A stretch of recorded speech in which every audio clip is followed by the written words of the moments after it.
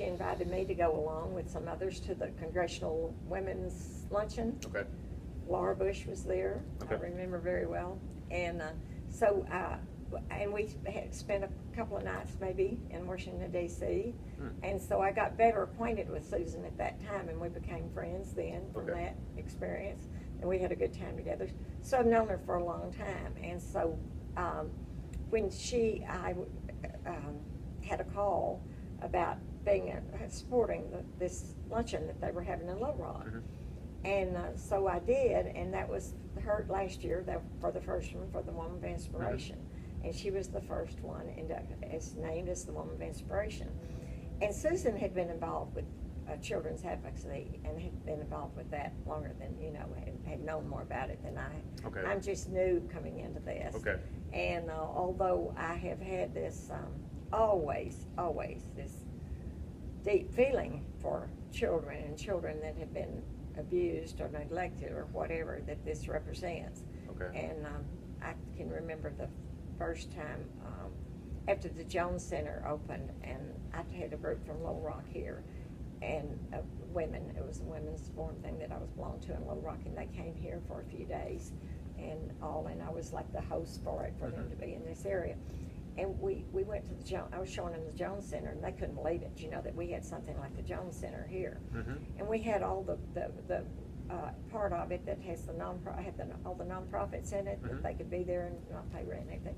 And I still remember, just like it was yesterday, them taking us to this room, and this was the room that they took the children to when they and they told us that before, they would have to take them to the police, and they would have to take them here and take them here.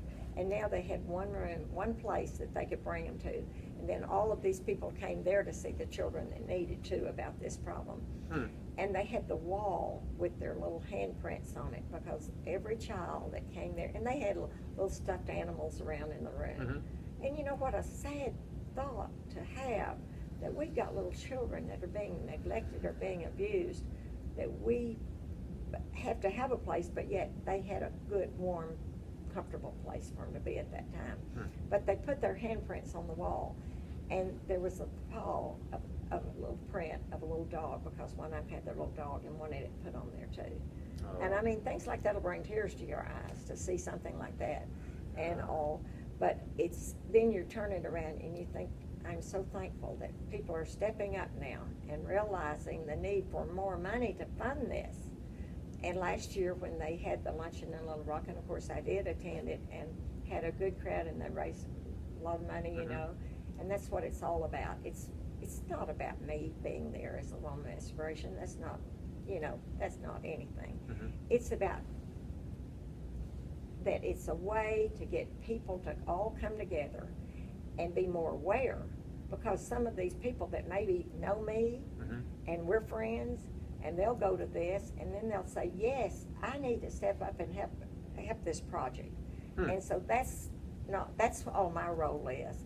My role is just hoping that more people, because they know me or they've heard of me or something, will step up and say, okay, I'll give to this, because this is a very worthy cause, and we need to take care of our little children. My daddy had a store. He had a general mercantile store. Everybody from out in the county traded with him. Your husband was weighed there when he was 6 months old, right? He was. You knew brought that. to He was. The store, yes, yeah. That's exactly right. And yet I didn't know him until I was 16 and he was 21. But, and my daddy let everybody charge. That's the way you did. Everybody charged. Well, the time came when the people couldn't pay. My daddy had to close his store. And he had to go to work at Ford Motor Company as a bookkeeper, and he didn't make very much. And we had to move out of the house we were in, and my aunt had a home, and they were living in Seattle, working in the factories in Seattle, and so we moved into their home for a time, and then we lived in rent houses, from here to there till I was about 13, and they bought back the house that I was born in when I was 13 years old.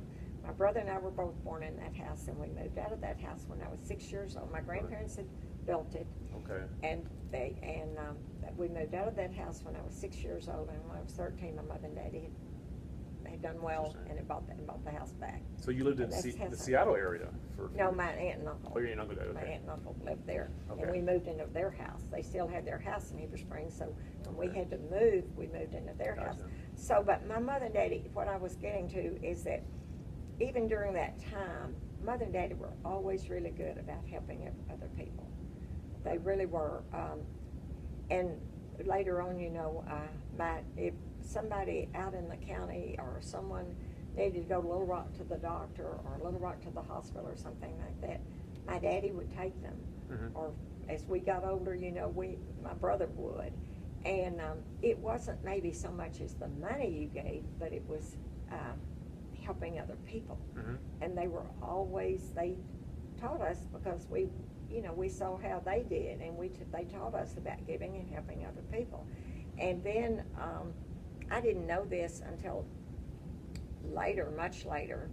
My mother lived to be 93, and maybe just a year or two before she passed away, there had been a girl that was a friend of mine in school, and we were like in the 4th grade or so, I guess, and I took her home with me every day for lunch.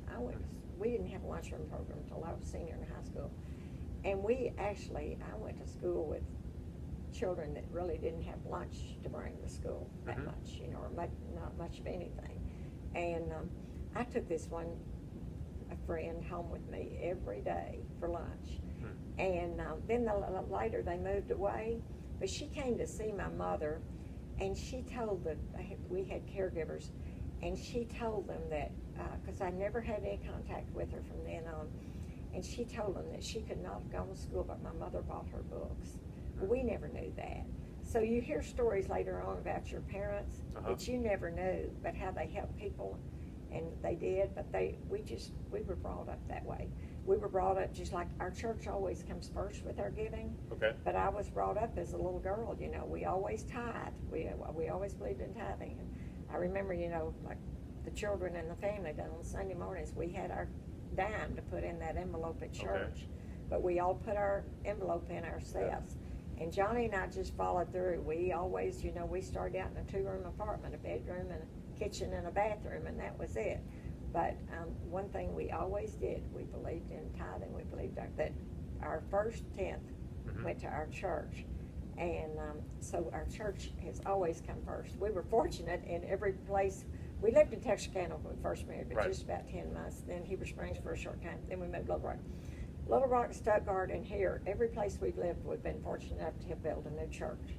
We built a new church in Stuttgart. We built a new church in Little Rock first. We built a new church in Little Rock. We moved to Stuttgart, built a new church. We moved up here. We built a new church, and then in Springdale, and then was part of the Springdale church, building a new one up here. Ooh, which one did you help build up here? We helped build the Pinnacle Hills Cross Church now. It's okay. called Cross Church. It was First Baptist Springdale, and then we named this one Pinnacle Hills, and now we call them all Cross Church. And now we're going to get to be part of building a new one in Fayetteville. Yeah. Cross Church. Oh, we're wow. going to build a new church in Fayetteville. So that's always been, you know, we know that first of all, ours is with that. And then the other things that we come along with, it's just whatever is brought to me, or I hear about that I feel like that's something we should be involved in.